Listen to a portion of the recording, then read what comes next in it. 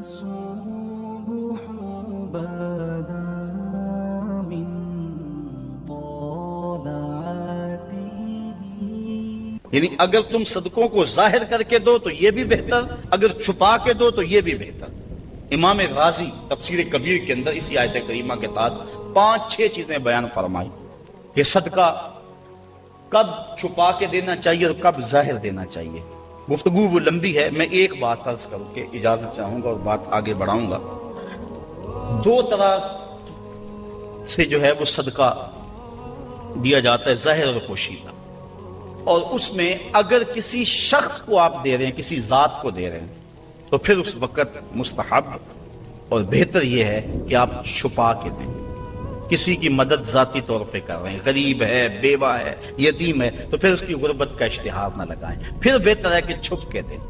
اور آقا کریم نے فرمایا 7 اشخاص قیامت کے دن اللہ کے عرش کا ٹھنڈا سایہ پائیں گے جب کوئی سایہ نہیں ہوگا. ان میں ایک شخص یہ فرمایا وَرَجُلٌ تَصَدَّقَ بِصَدَقَةٍ فَأَخْفَاهَا حَتَّى لَا تَعْلَمَ شِمَالُهُ مَا تُنْفِقُ يَمِينُهُ.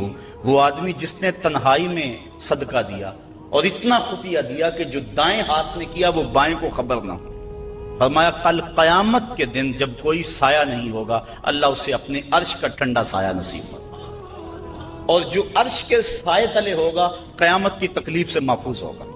جو عرش کے سائے تلے ہوگا وہ قیامت کی پریشانیوں سے محفوظ ہوگا. جو عرش کے سائے تلے ہوگا اس کو جام کوثر ضرور دیا جائے گا، اور جو ایک گھونٹ بھی پی لے گا 50,000 سال کے دن میں اسے کبھی بھی پیاس نہیں لگے. تو جس نے اپنے صدقے کو خفیہ دیا، دائیں نے دیا، بائیں کو خبر نہ ہو. اللہ اکبر. بلکہ علماء اس کی تشریح میں لکھتے ہیں کہ جس کو صدقہ دیا جا رہا ہے بہتر ہے کہ اس کو بھی خبر نہ ہو. اس انداز سے اس کے گھر میں پھینکاؤ کہ اسے بھی پتہ نہ ہو کہ میرے اوپر کون مہربانی کر گیا. اللہ اکبر. اگر ایسا ہو تو یہ انتہائی خفیہ حالت ہے. اللہ اکبر اللہ اکبر. تو کہا کہ اگر تم صدقہ خفیہ دو تو وہ بھی تمہارے لیے بہتر ہے، اور اگر تم ظاہر دو تو ظاہر دینا کس وقت مستحب ہے جس میں کسی شخص کی ذات کا معاملہ نہ ہو. مثال کے طور پہ مسجد کے لیے فنڈ مانگا جا رہا ہے، دارالعلوم کے لیے مانگا جا رہا ہے، کسی ہاسپٹل کے لیے مانگا جا رہا ہے، کسی اور رفاہی کام کے لیے مانگا جا رہا ہے. لہٰذا وہاں آپ اس نیت سے کہ اگر میں اٹھ کے اعلان کروں گا تو میرے دیکھا دیکھی کئی اعلان کریں گے، لہٰذا مدد ہو جائے گی. آقا کریم نے ایک مرتبہ جہاد کے لیے فنڈ مانگا تو ایک صحابی نے جلدی سے آغاز کر دیا، اس کو دیکھنے سے باقی بھی اٹھ کھڑے ہوئے. تو آقا کریم نے اس وقت فرمایا تھا من سنّا فی الاسلام میں سنتن حسنتن فلہ اجرہا. جس نے اسلام میں ایسے اچھے طریقے کو رائج کیا اللہ تعالیٰ اس کو اس کا اجر عطا فرمائے گا، اور اس کے دیکھا دیکھی جس نے اس کام کو کیا اللہ اس کا اجر بھی سے عطا فرمائے. تو اس نیت سے اگر ظاہر کر لیا جائے تو وہ زیادہ فضیلت والا ہے. دوسرا، اگر آپ خفیہ کی بجائے اعلانیہ کرتے ہیں تو اس سے آپ کے نفس پر ریاکاری کا امکان پیدا ہو جاتا ہے. تو پھر بہتر یہ ہے کہ ریاکاری سے بچنے کے لیے خفیہ صدقہ کیا جائے تاکہ اللہ تعالیٰ آپ کے اس عمل کی برکت آپ کو نصیب فرمائے، ورنہ ایسا ہوگا کہ ریاکاری سے سب کچھ برباد ہو جائے گا. آگے ارشاد فرمائے وَيُكَفِّرُ عَنْكُم مِّن سَيِّئَاتِكُم. اگر تم اللہ کی راہ میں چھپ کے یا ظاہر صدقہ کرو گے تو اللہ کے نزدیک وہ بہتر ہے، اور وہ اس سے تمہارے گناہوں کو اتار دے گا. یعنی صدقہ دینے سے جو ہے وہ گناہ مٹتے ہیں. واللہ بما تعملون خبیر. اور جو تم کر رہے ہو اللہ اس کو دیکھ رہا ہے. نہیں کسی نے دیکھا، جس کو تم نے دیا اس نے بھی نہیں دیکھا، کسی کو نہیں کانوں کان خبر ہوئی، لیکن جس کے لیے دے رہے وہ تو دیکھ رہا. اللہ اکبر. یہ اپنی اپنی نیت پر منحصر ہے کہ کس کی نیت کیا ہے. لیس علیک ھداھم ولکن اللہ یہدی من یشاء. اے حبیب آپ کے اوپر لازم نہیں ہے کہ ان کافروں کو جو ہے وہ آپ ہدایت دیں، بلکہ اللہ جس کو چاہتا ہے ہدایت دے دے. یہ کفار کو صدقہ دینے کے جواز پر آیت نازل ہوئی. صحابہ صدقہ اپنا دیتے تھے، اپنوں کو مسلمانوں کو بھی، لیکن ان کے رشتہ دار کافر بھی ہوتے جو پریشان ہوتے تو دل میں آتا یہ کافر ہیں، تو اللہ تعالیٰ نے اجازت دی کہ ان کو بھی آپ دے سکتے ہیں. تو کافر کو صدقہ واجبہ نہیں لگتا، یعنی زکوٰۃ نہیں لگتی، صدقہ فطر نہیں لگتا، اور جو منت کا جو صدقہ ہے وہ نہیں لگتا، واجبہ نہیں لگتا. نافلہ صدقے جو ہیں ویسے تعاون کر دیا جائے تو وہ اس کو لگ جاتا ہے. اس کی دلیل قرآن مجید کی یہ آیت ہے. وما تنفقوا من خیر فلانفسکم، اور تم جو اچھی چیز دو تو تمہارا ہی اس میں بھلا ہے، فائدہ تمہیں ہی ہوگا، تمہارا ہی بینک ہے۔ وما تنفقون الا ابتغاء وجہ اللہ، اور تمہیں خرچ کرنا مناسب نہیں مگر اللہ کی رضا چاہنے کے لیے۔ وما تنفقوا من خیر یوفى الیکم، اور جو مال تم خدا کی راہ میں دو گے اس کا تمہیں پورا پورا اجر ملے گا۔ وانتم لا تظلمون، تمہارے سے ظلم نہیں کیا جائے گا، جدیا اس کا پورا پورا اجر ملے گا۔ للفقراء الذین احصروا فی سبیل اللہ، یہ کہا کہ کافروں کو تم صدقہ دے سکتے ہو، لیکن فرمایا تمہارے صدقے کے زیادہ حقدار وہ ہیں، کون؟ للفقراء الذین، وہ فقیر لوگ، احصروا فی سبیل اللہ، جو اللہ کی راہ کے اندر رکے ہوئے۔ اس سے مراد احصروا فی سبیل اللہ سے مراد مفسرین نے اصحاب صفہ لیے ہیں۔ یہ 400 کے قریب صحابہ تھے، 300 سے لے کر 400 تک ان کی تعداد مختلف روایات میں آئی ہے، جو مسجد نبوی میں رہتے تھے۔ ان کا نام کوئی گھر تھا نہ ان کے اہل تھے، بس سارا دن مسجد نبوی میں رہتے۔ حضور نے ان کے لیے ایک چبوترا بنوا دیا جس کو صفہ کا چبوترا کہا جاتا ہے، تو وہ اس پہ بیٹھے رہتے، حضور کے انتظار میں رہتے۔ آقا کریم آتے تو وہ حضور سے دین سیکھتے، بلا تعین اوقات حضور سے دین سیکھتے۔ کسی غزوے پر حضور ان کو چاہتے تو ساتھ لے جاتے، کسی سرایہ پہ بھیجتے تو وہ حضور کے حکم کی جو ہے وہ تعمیل کرتے۔ زیادہ کوشش کرتے کہ وہ لکڑیاں اکٹھی کر کے ان کو بیچ کر اپنے پیٹ کا گزارا کرتے، لیکن مصروفیت چونکہ تعلیم دین میں تھی تو وہ کمائی نہیں کر سکتے تھے۔ اللہ تعالیٰ جل شانہ نے یہاں باقاعدہ یہ بات ارشاد فرما دی، لا یستطیعون ضربا فی الارض، وہ زمین پر چل نہیں سکتے، یعنی باقاعدہ وہ کاروبار نہیں کر سکتے کیونکہ وہ دین کے علم کے لیے رکے ہوئے ہیں۔ کہا تمہارے صدقے کے زیادہ حقدار یہ طلباء ہیں، دین والے لوگ جو سب کچھ چھوڑ کے دین سیکھ رہے ہیں۔ یحسبهم الجاہل اغنیاء من التعفف، سوال نہ کرنے کی وجہ سے اس کو ناواقف آدمی سمجھتے ہیں یہ تو بڑے ٹھیک ٹھاک ہیں، یہ تو غنی ہیں، کیونکہ ہر بندہ اندر نہیں جھانک سکتا۔ وہ کیا کسی نے کہا تھا نا، ہستی پلکوں کے نیچے غم بھی پلتے ہیں، ہستی پلکوں کے نیچے غم بھی پلتے ہیں، مگر کون دیکھتا ہے اتنی گہرائی میں۔ تو وہ بظاہر ان کے چہرے مورے ایسے ہیں کہ لگتا یہ ہے کہ یہ بڑے ٹھیک ٹھاک، ضرورت ہی نہیں ہے، لیکن مالداروں کے اوپر لازم ہے کہ ان کو بھی تلاش کریں جو مانگتے نہیں اور ان کے گھر جا کے ان کی اعانت کر کے آئیں۔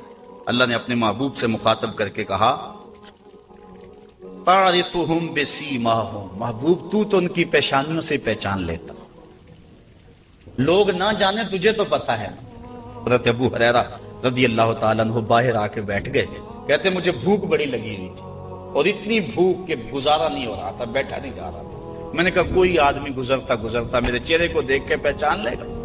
پھر ایک صحابی آئے، میں نے ان سے ایک مسئلہ پوچھا، وہ مسئلہ بتا کے چلے گئے۔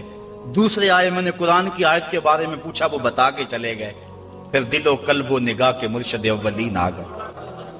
میں نے حضور سے مسئلہ پوچھا، حضور نے کہا ابو ہریرہ بھوک لگی ہوئی ہے؟ میں نے کہا ہاں حضور بھوک لگی ہے۔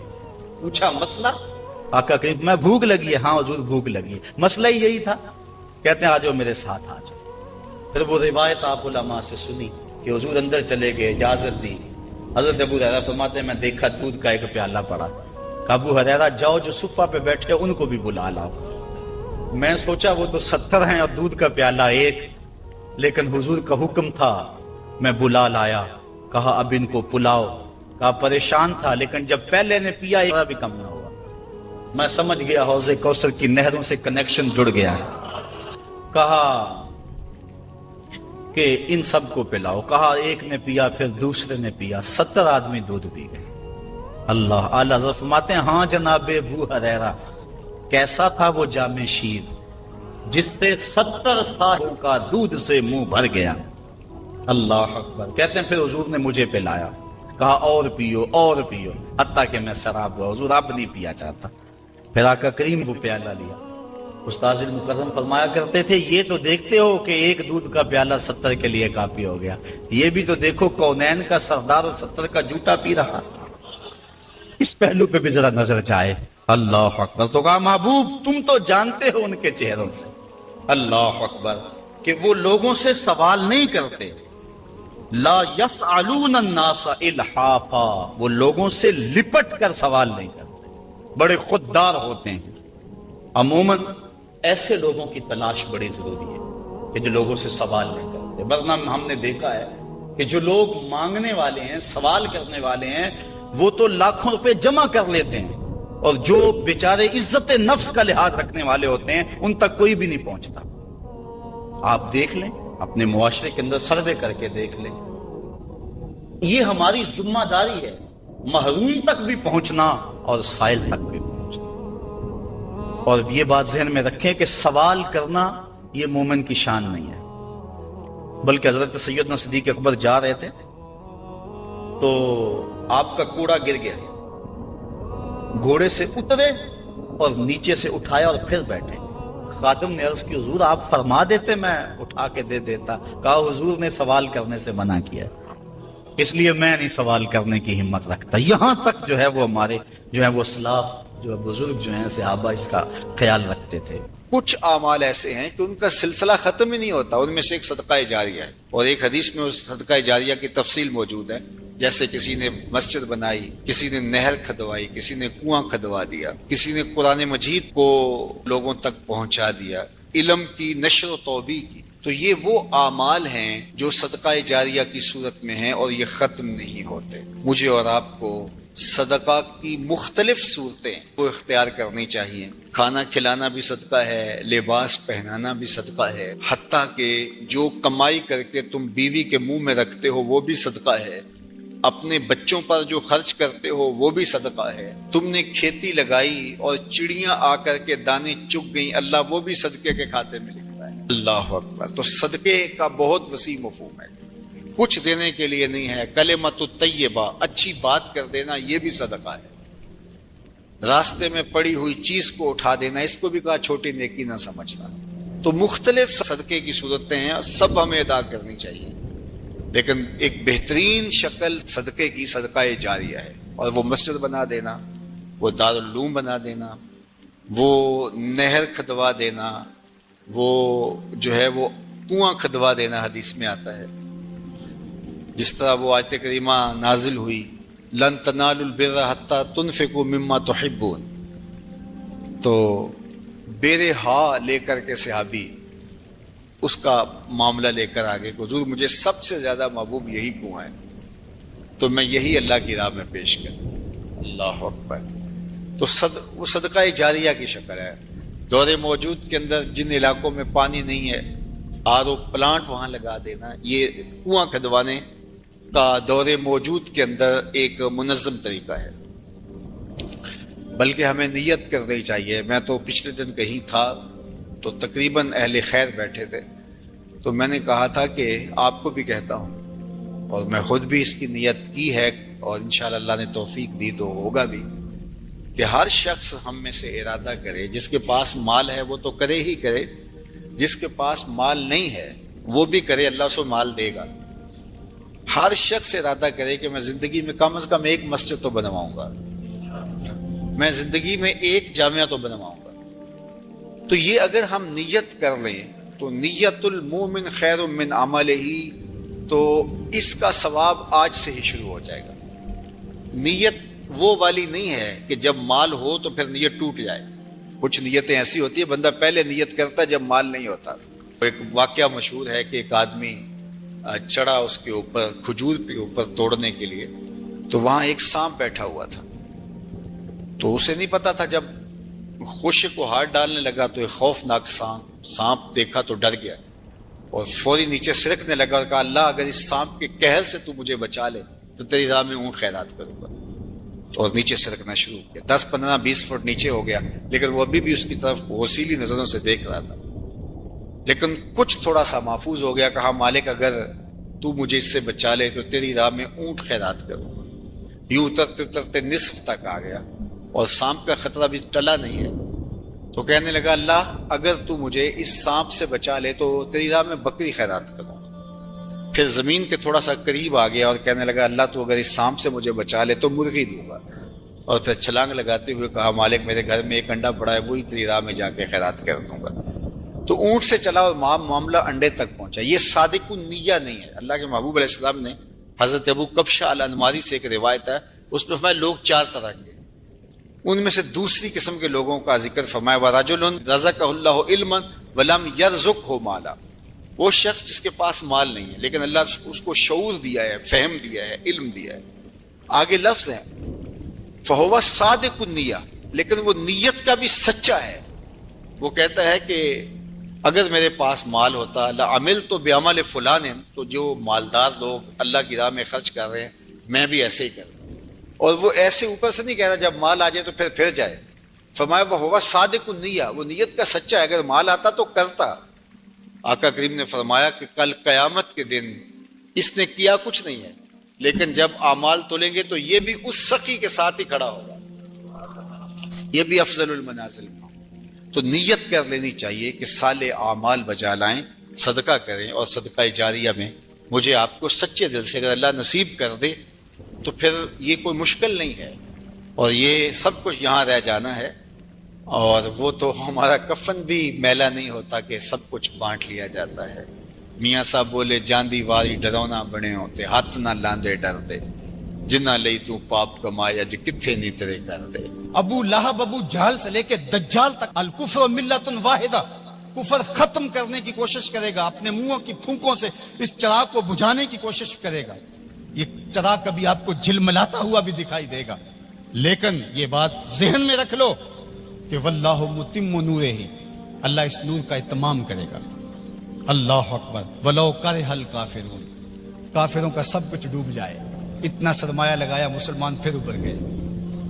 منگولوں نے کیا کچھ نہیں کیا تھا, بغداد کو اجاڑ کے رکھ دیا, دریائے دجلہ کا بند توڑ دیا, انسانی کھوپڑیوں کے مینار تعمیر کیے گئے, 1.25 لاکھ لاشیں تہ خانوں سے ہم نے نکالی, اور کوئی نہیں کہتا تھا کہ مسلمان اب دوبارہ اٹھ پائیں گے.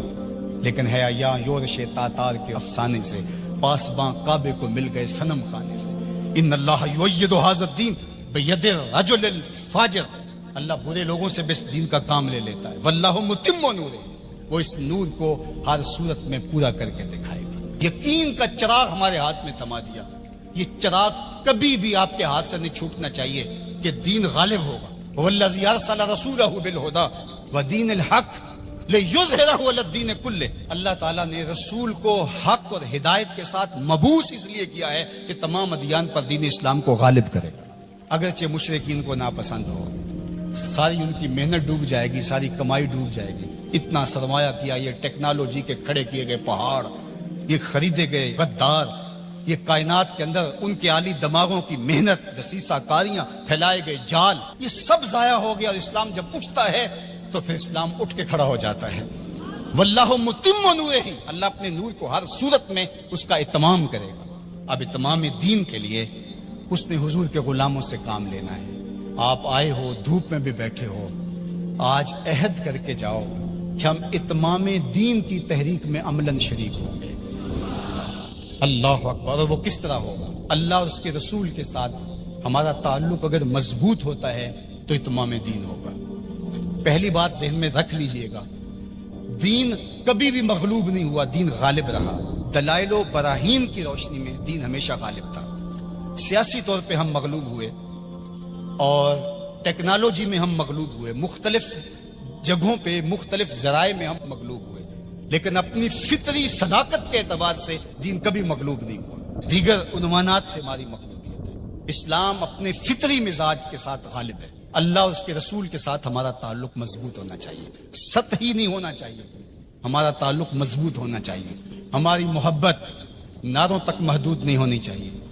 ہماری محبت صرف ہمارے لباس اور ہماری وضاحت تک محدود نہیں ہونی چاہیے, بلکہ محبت رسول کا تقاضا یہ ہے کہ ہماری روحیں بھی حضور کی غلام ہونی چاہیے, ہمارا جسم بھی حضور کا غلام ہو.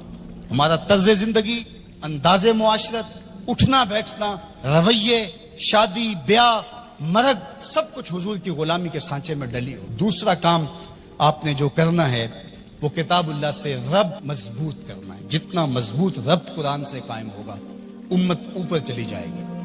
صرف نعروں سے نہیں, صرف باتوں سے نہیں, میری گفتگو سے نہیں, اس اجتماع سے نہیں, آپ نے قرآن سے اپنے رب کو مضبوط کرنا ہے. کوئی دن آپ کا نہ گزرے قرآن کے بغیر. ہم اپنے ابلاغ کو مؤثر بنائیں، اور یہ صرف مبلغین کے لیے ہی نہیں ہے، یہ ہر شخص ذمہ دار ہے کہ وہ حضور کے دین کے میسج کو آگے منتقل کرے. مؤثر تبلیغ کا انداز ہوگا تو اثر انداز ہوگا. اگر تبلیغ کا انداز مؤثر نہیں ہے تو وہ الٹا نقصان کا سبب ہوگا. اخلاق و کردار کی خوبصورتی ہر صورت کے اندر اس امت کو حاصل کرنی ہوگی. امت گر جائے، امت عروج پہ ہو، جس صورت کے اندر بھی ہیں، اپنی گفتگو کو، اپنے طرز زندگی کو، اپنے انداز معاشرت کو خوبصورت رکھیں گے اور ہمارا کردار بتائے گا کہ ہم حضور کے غلام ہیں، تو ہم چاہے ایک ہی فرد ہوں گے تو اس پیغام کو لے کر آگے بڑھ جائیں گے. لیکن لاکھوں بھی ہوں گے لیکن بدتمیز ہوں گے کردار کے اعتبار سے، رویوں کے اعتبار سے، اخلاقیات کے اعتبار سے، تو پھر کچھ بھی نہیں ہوگا. ہم ایک جھاگ کی طرح ہوں گے. تعلیم کا نظم امتوں کو کھڑا کرتا ہے اور تعلیم کے ذریعے سے قومیں آگے بڑھتی ہیں، اور جہالت ہی قوموں کی بربادی کا سبب اور ذریعہ ہوتا ہے. اسی لیے ادارۃ المصطفیٰ نے اس سیکٹر کے اندر خاص طور پہ اپنے کام کو آگے بڑھانے کا آغاز کیا ہے. اس لیے کہ منبر و محراب کو اگر صالح افراد نصیب ہو جائیں جو دین کی روح کے مطابق ان تک پیغام پہنچا سکے تو یہ امت کھڑا ہوتے ہوئے دیر نہیں لگے گی. اسی طرح دوسرا کردار والدین کا ہے، تیسرا کردار معلمین کا ہے. امت سازی کے عمل میں یہ تین کردار انتہائی اہم ہیں. اور چوتھا کردار دور موجود کے اندر میڈیا کا ہے، جس سے ہم سر دست کوئی توقع نہیں رکھ سکتے. لیکن یہ تین کردار جو ہیں یہ انتہائی اہم ہیں. ان کرداروں کو ہمیں سنبھالنا پڑے گا. غلبہ دین کا شوق جنون کی حد تک ہمارے سینے میں موجود ہونا چاہیے.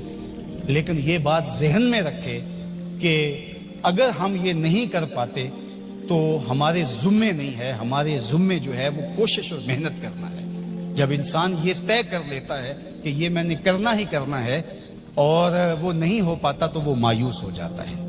اس لیے غلبہ اگر ہو جاتا ہے تو یہ بہت اچھی بات ہے. بلکہ میں نے یہ بات کئی دفعہ کہی ہے کہ ہمارا کام صفیں سیدھی کرنا ہے، اللہ امام کو بھیج دے گا. لیکن خود اگر ہم کہیں کہ ہم امام بن کے بھی ہم نے بیٹھنا ہے تو پھر گھر کا راستہ بھول گئے ہم گھر جانے کی جلدی میں، پھر ہم راستہ بھول جائیں گے. ادارۃ المصطفیٰ ایک مربوط فکر کا نام ہے، اس کے طے شدہ اہداف ہیں. لیکن یہ بات ذہن میں رکھیے گا کہ ہم ایک طوفان سینے میں رکھنے کے باوجود ایسی جلد بازی کبھی نہیں کریں گے جس سے ہمارا راستہ کھوٹا ہو جائے. ہم سمجھتے ہیں اور اس وقت جو دکھ پھیلے ہوئے ہیں، امت جس درد میں مبتلا ہے. ایک وقت تھا اس زمانے میں ہم بھی کہتے تھے کوئی شہر دے لوگ بھی ظالم نے، کوئی سانو مرن دا شوق بھی ہے. وہ شوق فراواں مرنے کا سینے میں موجود ہے. لیکن آج میں یہ بھی کہنا چاہوں گا کہ اے اشک آہستہ بریز کہ غم زیادہ است، اے آنسو ہولے ہولے برسو غم زیادہ ہے، اے شمع آہستہ بسوز کہ شب دراز است. رات بہت لمبی ہے، رات بہت تاریک ہے. اس شمع کو بچا بچا کے جلانا ہے، کہیں بجھ نہ جائے یہ چراغ اور بات آدھی رات اندھیرے میں ڈوب جائے. اگر تم چراغ ہدایت ہو، اگر تمہارے دم سے اجالے ہیں، اگر تمہاری وجہ سے اللہ کی مخلوق خیر کی راہوں کو اختیار کر رہی ہے، اگر تم امت کی ضروریات کو سمجھنے کی صلاحیت رکھتے ہو تو پھر ہولی ہولی جلو. اس لیے کہ شب دراز است، رات بہت لمبی ہے. اس لیے ہولے ہولے آہستہ آہستہ منزل کی طرف بڑھتے جاؤ. ہاں اٹھنے والا قدم رہے منزل کی طرف. چیونٹی کی چال پہ بھی چلو گے تو منزل پہ پہنچ جاؤ گے. امت کے تصور کو ہمیشہ اجاگر رکھنا، حضور کی امت بن کے رہنا. آپ اپنی شناخت کو، آپ کی علاقائی شناخت ہے، آپ کی مسلکی شناخت ہے، آپ کی خاندانی شناخت ہے، آپ کی جو بھی شناختیں ہیں ان شناختوں کو باقی رکھو. میں ان شناختوں کا انکار نہیں کرتا، لیکن آپ کا تعارف امت کے حوالے سے آگے بڑھنا چاہیے. اور امت یہ ایک آفاقی تصور ہے کہ جو آپ کو کھڑا کر دے گا اور آقا کریم علیہ السلام کی تسکین قلب کا سبب اور ذریعہ بنے گا. جب علماء مشائخ ایک دوسرے کے جبے ادھیڑ رہے ہوتے ہیں، منبر رسول جو حضور کا دیا ہوا ہوتا ہے اس پہ ایک دوسرے کو کافر کہہ رہے ہوتے ہیں اور کسی کو کافر کہنے پہ جشن منا رہے ہوتے ہیں اور ان کی پگڑیاں ادھیڑ کے اس کی دھجیاں بکھیر رہے ہوتے ہیں اور اس پہ رقص کر رہے ہوتے ہیں، گنبد خضرا میں رسول اللہ کو کتنی تکلیف ہوتی ہوگی. تو اس لیے امت بن کے رہو, بکھر کے نہ رہنا. سیاسی شعور اچھی طرح سے آپ کے اندر ہونا چاہیے. ہم انتخابی سیاست سے گریز اس لیے کرتے ہیں کہ اس کا نتیجہ ہماری آنکھوں کے سامنے ہے کہ 70 سال میں کچھ نہیں ملا, تو آئندہ ہم جو میسر ہے وہ ہم جو کر رہے ہیں وہ بھی کیوں چھوڑ بیٹھیں. اس لیے کہ جو میں کر رہا ہوں اس سے حقیقی سیاسی شعور پیدا ہوگا, رجال کار پیدا ہوں گے, افراد سازی کے عمل سے ہم گزر رہے ہیں. وہ ایک زمانے میں مجھے کسی نے کہا کہ آپ ضرور آئیے, اور بڑی ہی محبت کا اظہار کیا اور بہت سبز باغ بھی دیے. تو میں نے ان کو پیر نصیر الدین علیہ رحمہ کا ایک قول سنایا کہ ایک زمانے میں ان کو وقت کے ایک حکمران نے کہا کہ جناب آپ آئیے, ہم آپ کو وزیر بنانا چاہتے ہیں. تو انہوں نے ہنس کے کہا میں بادشاہ تو مجھے وزیر بنانا چاہنا ہے. اس لیے ہم انتخابی سیاست کا کوئی عملی نتیجہ نہیں دیکھتے. اور اگر آپ سوشل میڈیا اور الیکٹرانک میڈیا دیکھتے ہیں تو آج کل جو ہاہاکار مچی ہے, جو اندھیر نگری ہے, جو لہجوں کی عجیب بدبو پھیلی ہوئی ہے, تو کیا کوئی یہ پسند کرتا ہے کہ میں بھی جا کے اس ماحول میں کھڑا ہو جاؤں؟ اور اگر کوئی کہتا ہے نہیں جناب آپ صاف سیاست کیجئے, تو میاں یہ صاف سیاست کا تو ماحول پیدا کر رہے ہیں, یہ رجال کار ہی تو پیدا کر رہے ہیں. باقی یہ آرزو کہ آپ آئیں, میاں میری یہ آرزو نہیں ہے کہ میں آؤں, وہ ماحول پیدا کرنا چاہتا ہوں کہ کوئی آئے, اس کے لیے کوئی بنیادیں تو کھود جائے, کوئی راستے کے اندر سے پتھر تو ہٹا دے. سب نے یہ کہا کہ میں آؤں گا, لیکن راستے کے اندر پتھر پڑے تھے. ہمارا مشن ان پتھروں کو ہٹانا ہے, راستے ہموار کرنا ہے, اور ہم نے دیر تک اس کام کی طرف جانا ہے. اے شمع آہستہ بسوز کہ شب دراز است, اے اشک آہستہ بریز کہ غم زیاد است. سینوں میں طوفان ہے کل بھی کل مرجل, میرا سینہ جل رہا ہے ہنڈیوں کی طرح, میرا بھی جی چاہتا کسی دیوار سے ٹکرا جاؤں. ان حالات میں کیا کوئی دیکھ سکتا ہے کہ رسول اللہ کی امت کاٹی جا رہی ہو, بچے ذبح کیے جا رہے ہو فلسطین میں, کشمیر میں, لیکن کیا اس کا علاج میرے پاس سیاست کے میدان میں چھلانگ لگا دینی ہے جہاں ٹانگیں تڑوا بیٹھوں اور جو میسر ہے وہ بھی نہ کر سکوں؟ میں جو کرتا ہوں میں شعوری طور پہ کھڑا ہوں, میں جہاں کھڑا ہوں دلیل سے کھڑا ہوں, میں جہاں کھڑا ہوں میں پورے تیقن کے ساتھ کھڑا ہوں. منزل اور ہدف میری نگاہوں کے سامنے ہے, میں آہستہ آہستہ بڑھتا چلا جاتا ہوں, لیکن منزل کی طرف میری سیدھ ہے. ہمارا نرم رو قاصد پیام زندگی لایا, ہمارا نرم رو قاصد پیام زندگی لایا. خبر دیتی تھی جن کو بجلیاں وہ بے خبر نکلے.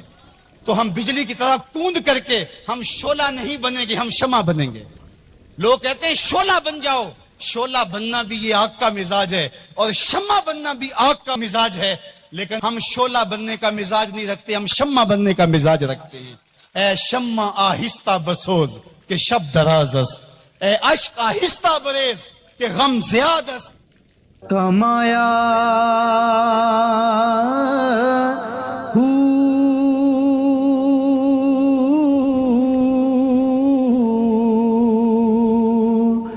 نام بھج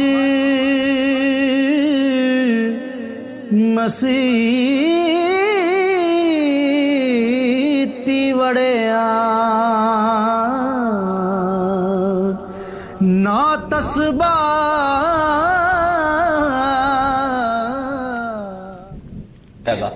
اس کے پاس دولت بہت ساری تھی لیکن بچے چھوٹے چھوٹے تھے. اس نے تھیلے کے اندر سونا ڈالا کہ یہ کسی کے سپرد کر جاؤں کہ میرے بچے بڑے ہوں تو ان کو دے دے. سوچا غریب کو دیا تو وہ سنبھال نہیں سکے گا, بچوں کو دیا تو وہ ضائع کر دیں گے. ایک دوست تھا اس کا امیر ترین, اس کو کہا کہ میاں یہ سونا اور تھیلا ہے, 7 وصیت نامہ لکھا, جب میرے بچے بڑے جوان ہو جائیں بالغ ہو جائیں تو جو تیرا جی چاہے ان بچوں کو دے دینا. یہ اس نے وصیت کی اور وہ سب کچھ اس کے سپرد کیا. بچے جوان ہوئے, اس نے لوگوں کو بلایا, بچوں کو بلایا, سونا تھیلا سب کچھ سامنے رکھا, وصیت نامہ پڑھا. ان کے باپ نے جب مرتے ہوئے مجھے یہ سونا تھیلے میں ڈال کر دیا تو ساتھ یہ وصیت نامہ لکھ کر دیا کہ جب میرے بچے جوان ہوں گے جو تیرا جی چاہے بچوں کو دے دے.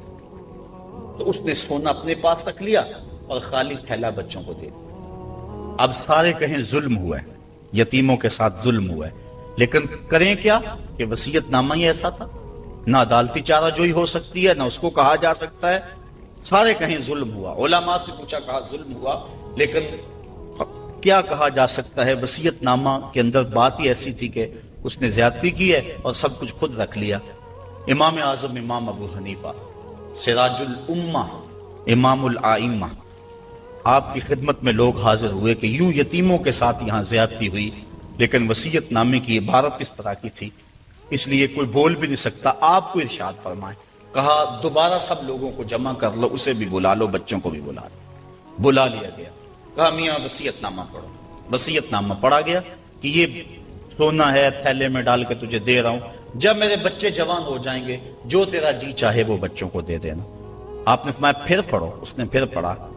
کہا اب تم بتاؤ تمہارا جی سونے کو چاہ رہا ہے یا تھیلے کو چاہ رہا ہے؟ اس نے کہا میں تو سونا رکھنا چاہتا ہوں۔ کہا وصیت نامہ پڑھو، وصیت میں ہے جب بچے جوان ہوں گے جو تیرا جی چاہے وہ بچوں کو دے دینا۔ اب تیرا جی تو سونے کو چاہ رہا ہے اور وصیت میں لکھا بھی یہ ہے کہ جو تیرا جی چاہے وہ بچوں کو دے دے، لہٰذا سونا دینا، بچوں کو تھیلا رکھ خود۔ تو امام اعظم نے اس طرح ان یتیموں مدد فرمائی تو کہا لن تنالوا البر حتی تنفقوا مما تحبون، تم اتنی دیر تک نیکی کی حقیقت کو نہیں پہنچ سکتے جب تک اس کو تم اللہ کی راہ میں خیرات نہ کرو جس کو تم خود پسند کرو۔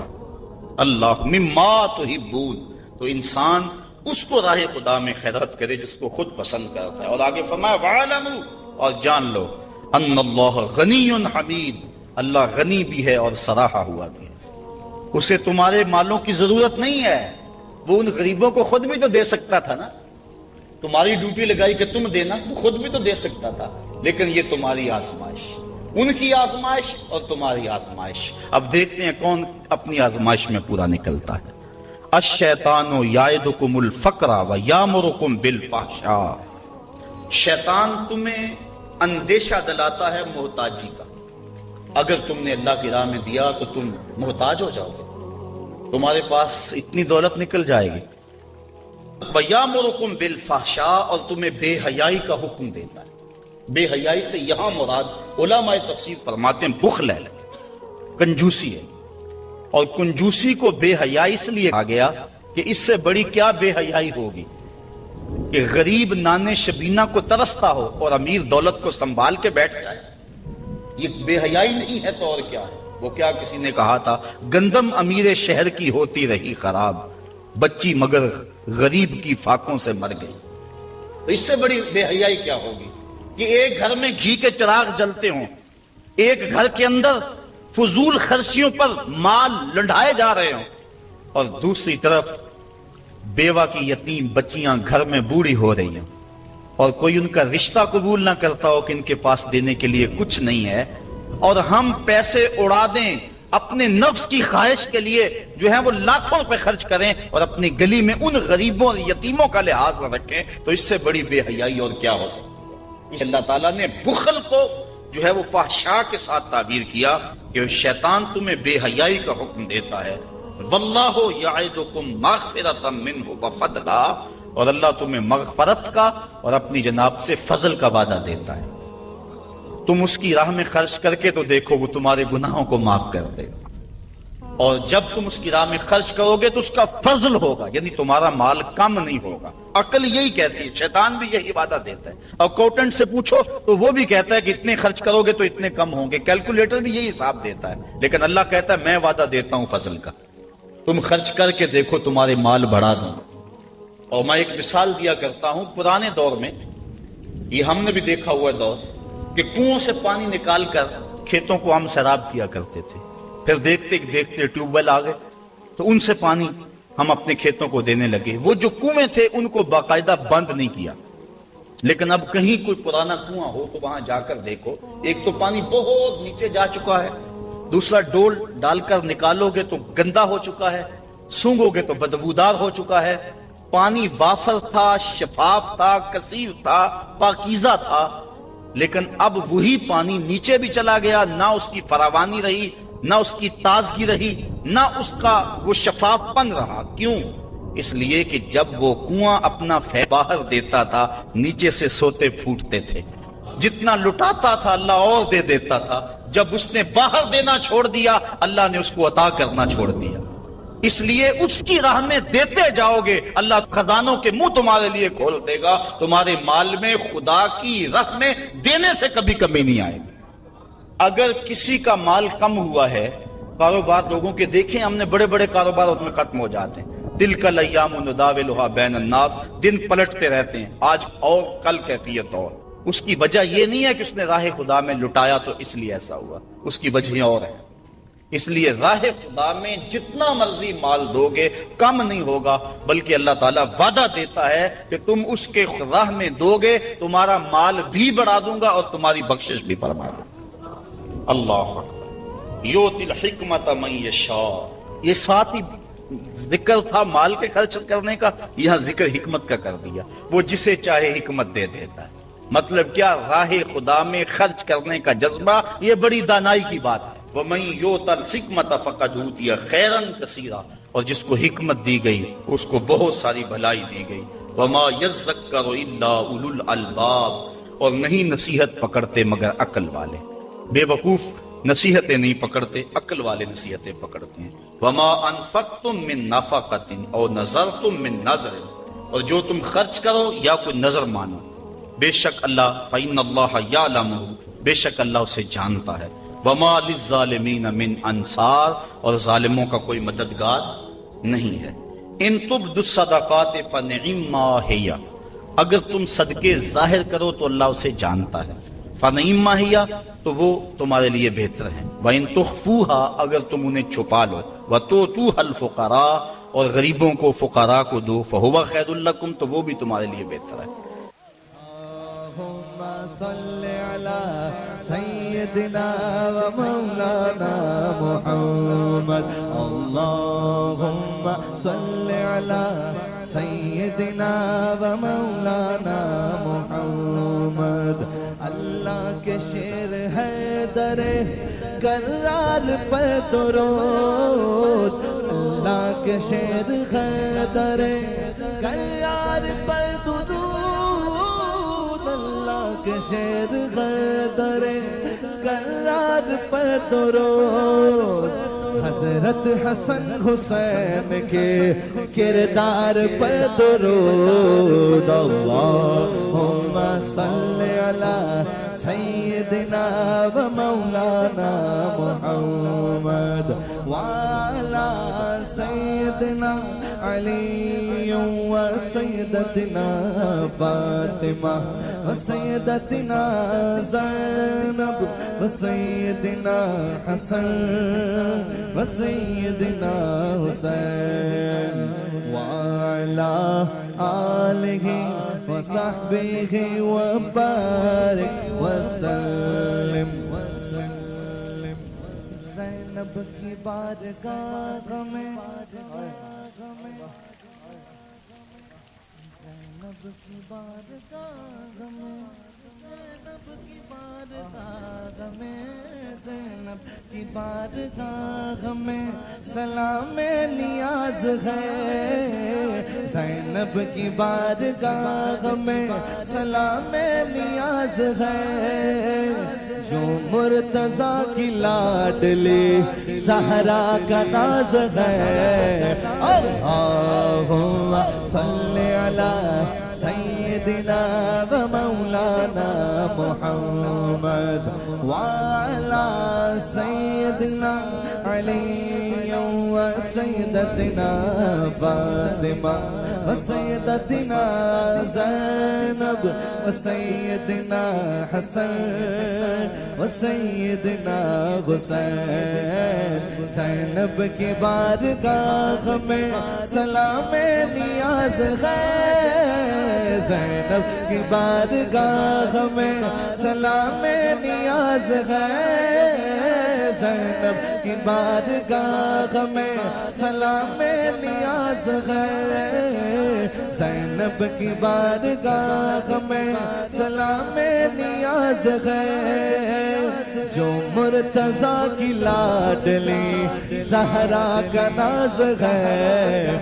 اللہم صلی علی سیدنا و مولانا محمد۔